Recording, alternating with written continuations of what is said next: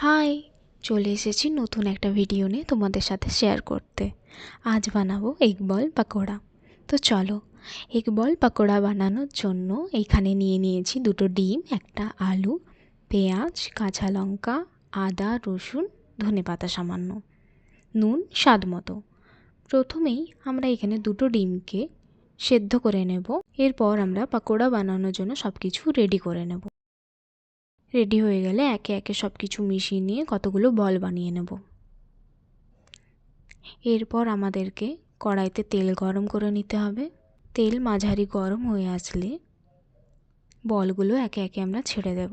যতক্ষণ না brown colour হচ্ছে ততক্ষণ আমরা বলগুলোকে ভেজে নেব। ভাজা হয়ে গেলে আমরা এগুলো চা, কফি, টমেটো সস দিয়ে আমরা সার্ভ করতে পারি। রেসিপিটা ভালো লাগলে অবশ্যই শেয়ার করুন।